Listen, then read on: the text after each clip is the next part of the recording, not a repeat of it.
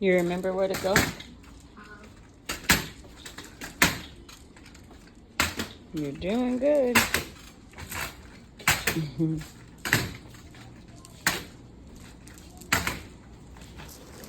And I bet you're wondering, how did we end up here? Well,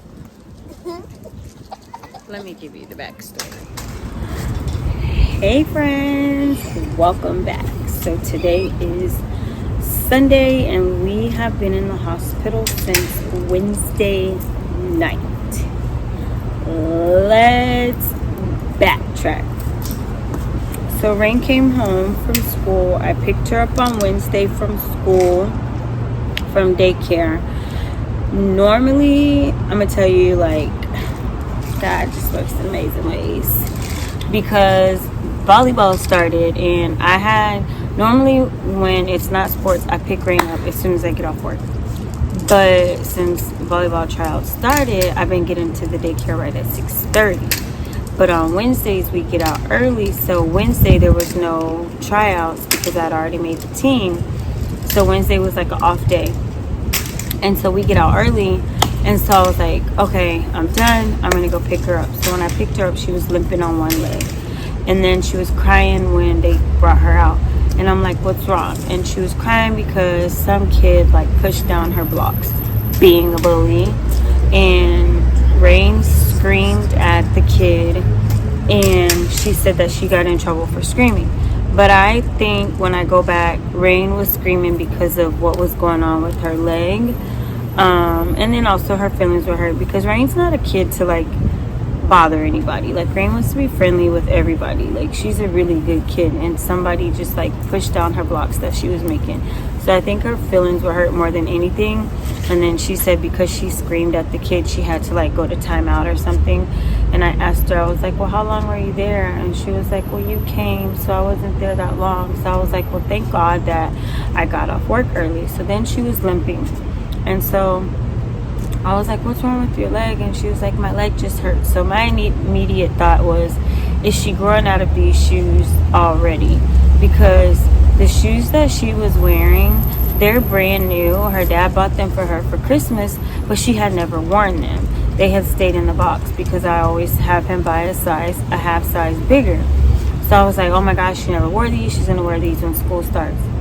And so people say I take forever to tell a story, but some people like the backstory and not straight to the point. I'm a person that I want the backstory, so that's why I'm getting into all of this. Some people are like, just tell me what's going on. You can fast forward if you want to, but I don't know what point that's going to be.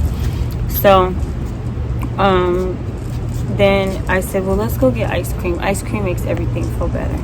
So she was like, okay. So when we got to Culver's to get ice cream, Rain had already fell asleep in the car, which is not abnormal or unusual. She just, Rain, you better be careful. So she ended up falling asleep. Culver's took forever because our ticket got lost somehow. So by the time they brought our food out, she was already asleep, like dead asleep. So I'm like, Rain, get up. She wouldn't wake up. I'm like, Rain, get up. She wouldn't wake up. So the house isn't that far, less than 5 minutes away. Got home and she just was like crying. Okay, we're gonna go in. And she wouldn't really get up. And then so I got her up. We got in the house and I was like, what's wrong? Like, now that I go back and I see it, like, I feel bad that I was making her like walk, but I was carrying all my stuff plus her food. And as a mom, we don't take everything serious until now. Like, I will never take another scrape of anything. It could be a freaking paper cut. I will never take anything for granted because of what we're going through. So we end up going inside, and she's crying and she's limping, and I'm like, Rain, what's wrong? She's like, my leg hurts. So it's on the back of her knee, like right here. So when I look at it, I don't see anything. So I'm like, well, did you play on the monkey bars? And she couldn't remember. And so I'm thinking like it's like, oh, the monkey bars, you know, when you're upside down on the monkey bars, maybe she like that pinched her skin. That's what I thought. I didn't see a bite mark or anything like that. There was nothing alarming, you know, like when you're a mom for so long, you know what's alarming and what is like, oh my God, we need to look at this, and what's not. So I just like was like, okay, let's put some ointment and a Band-Aid, and that's it. So then she has a little table in her room, and I put her food on there. So then I go to go cook, and I can hear her crying, and I'm like, Rain, what's wrong with you? And she's like, my leg just hurts. And so at that point, I'm still like really not thinking anything of it. Sometimes I think like she just wants some attention, which that's fine too. So luckily I was making something quick. I was making some salmon, and I went back in the room. I don't think I ate, and I think I went and checked her food, and I saw that she hadn't eaten anything. And I was like, Rain, you didn't eat your food? And she was like, well, I was just eating my broccoli. And so I just walked back out, and then so I was watching the show, and I always check on her before I go to sleep. Like I always check on Rain before I go to sleep at night. And so I went to go check on her, and she was asleep. So mind you, she hadn't showered or anything, and I touched her leg, and she just started screaming. Like she woke up out of her sleep and she was screaming. And then when I touched her leg, it was burning up hot. So at this point, I still wasn't like alarmed. So then I carried her. I was like, come on. She came in my room. I felt her head. Now I see she's burning up. So I'm like, okay, she's coming down with something, but I don't see anything on her leg that is alarming me to like think that something is wrong with her leg, other than like she got a Charlie horse or something. So then I get some Tylenol. I give her some Tylenol.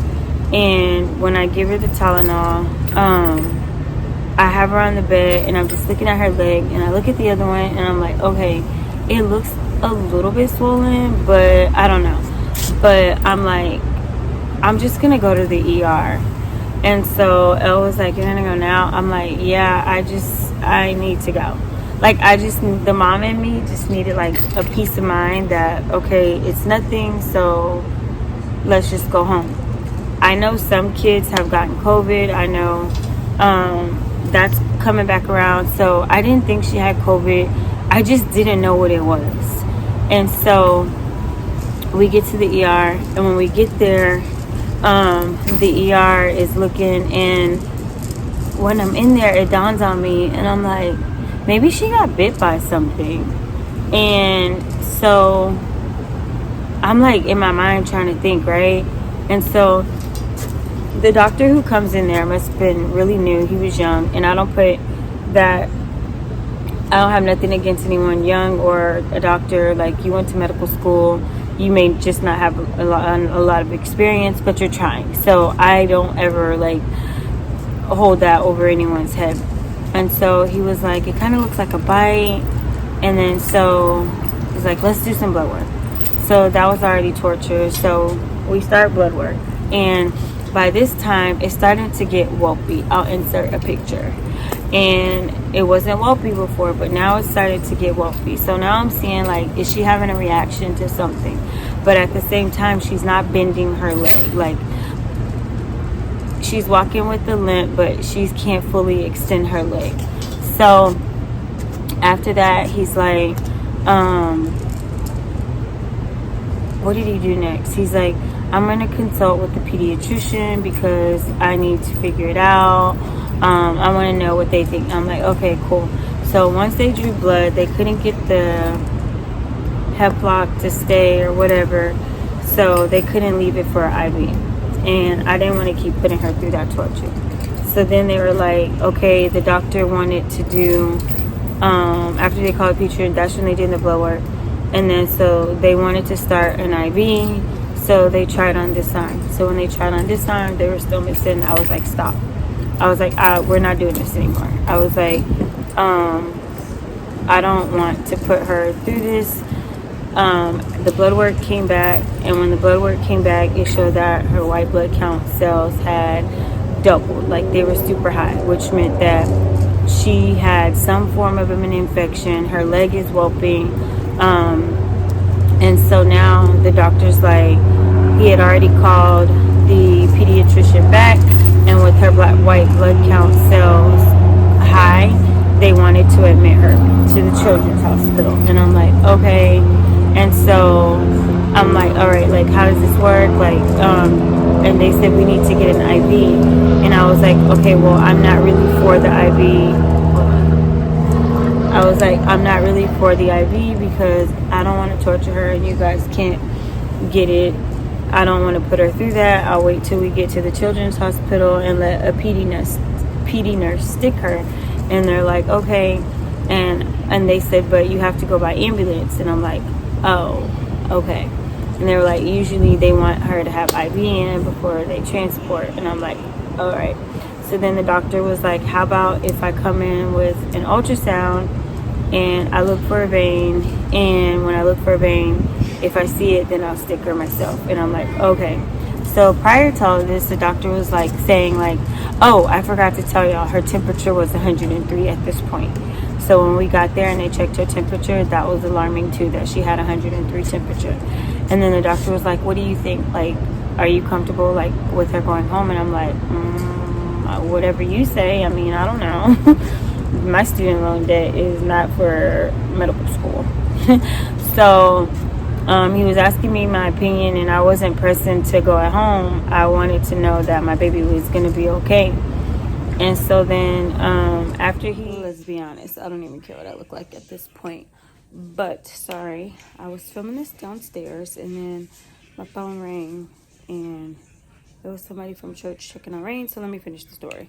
So the doctor ended up at the first hospital at the ER was making some phone calls to the pediatrician. He got her IV started, which was good. Boom. A few hours later, we get ambulance comes. We get transported to the children's hospital. We get admitted into our room. Everything, I don't even remember everything because it was all happening like so fast. And so luckily we have a big room. We're in the suite, which is great because the other rooms are so small. So I'm so thankful. Sadly, I did have plans on Saturday. We were supposed to be in Houston. We had to cancel our flight, but that's okay. Obviously this was more important. So where are we at today? So they say it's a bacterial infection and she can't walk on her leg. I'm kind of summing this up because this is going to be continued because tomorrow could be a whole different story. Her fever had spiked. They had her on 2 different antibiotics. Then they did her blood work again. The IV from the first hospital infiltrated, which means that it came out of the vein and the medicine was just going in the vein, which was just going in her arm. Her arm was all puffy, so she had to get stuck again. So she's had 5 sticks, which I do not want to traumatize my child anymore with being stuck again. But she had more blood work done yesterday. Blood work came back. White blood count cells were up. They stopped the 2 antibiotics that she was on. They put her on a stronger one. So I say this to say they think it's a bacterial infection. Could have happened from like her having a scrape or having a cut and getting something in it. I've cried. I've asked the doctors, what did I do wrong? What could have I done differently? But it's nothing I could have done differently. Boom, she had a ultrasound this morning because we thought we were on the road to recovery, and since she can't walk, and obviously you see she's with the walker, there's some tightness around the area. She won't extend her leg out, and so the doctor, the infectious disease doctor, said he was actually getting all her prescriptions ready to go to the pharmacy so she could be taking them at home. And he said, I want to get an ultrasound just to be sure, because there's no abscess. Like, there's nothing that's like a boil to where you can like drain it. But he's concerned about the fluid. Well, lo and behold, she had an ultrasound done this morning.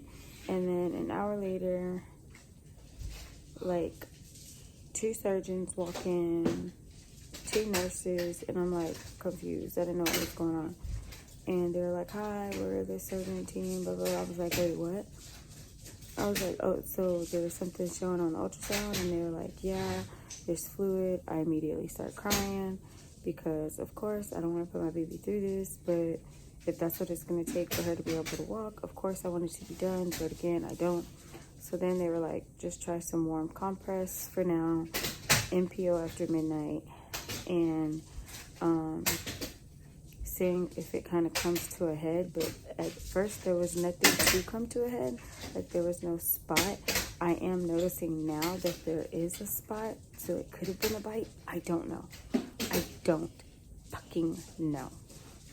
All I know is that we've been in the hospital for 5 days and we're surviving.